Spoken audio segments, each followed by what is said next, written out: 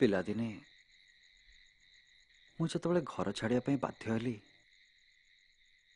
ସେତେବେଳେ ଆମ ଗାଁ ମୁଣ୍ଡରେ ଥିବା ପାହାଡ଼, ନିରୋଳା ରାତି ଆଉ କିଛି ଗଛଲତା ଯେମିତି ମୋତେ ଖାଲି ବୁଝିପାରିଥିଲେ। ମୋ ଏକଲାପଣର ସାଥୀ ହେଇଥିଲେ। ଆମର ଏଇ ଏକାକିତ୍ୱକୁ ନେଇ କିଏ ଗୋଟେ ଆର୍ଟିକଲ ଲେଖିଥିଲେ। ସେଥିରେ ଲେଖା ଥିଲା, ଆମେ ଜନ୍ମ ହେବା ମାତ୍ରେ ହିଁ ସମ୍ପର୍କ ଆପେ ଆପେ ଯୋଡ଼ି ହୋଇଯାଏ ଆଉ ସାରା ଜୀବନ ଏହି ସମ୍ପର୍କ ତିଆରି ହେବା ପ୍ରକ୍ରିୟା ଜାରି ରହେ। ସ୍ଥାୟୀ ସମ୍ପର୍କ, ଅସ୍ଥାୟୀ ସମ୍ପର୍କ, ଏମିତି ନୋମାନକ୍ଲେଚର ବି ଆମେ ମନେ ମନେ ତିଆରି କରୁ, ନୁହଁ?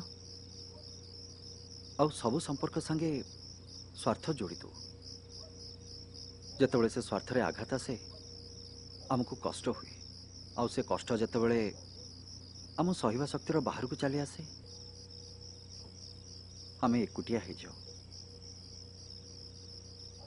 ସମସ୍ତଙ୍କ ଜୀବନରେ ପ୍ରାୟ ଏଇଆ ହିଁ ହେଇଥାଏ। ଆଉ ମୁଁ ତ ଏକାକିତ୍ୱକୁ ନେଇ ବଞ୍ଚିଛି, ତା ରୂପରଙ୍ଗକୁ ଭଲ ପାଇ ବସିଛି।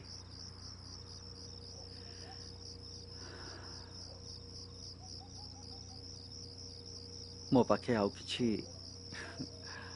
ଅଲ୍ଟରନେଟିଭ୍ ହିଁ ନାହିଁ।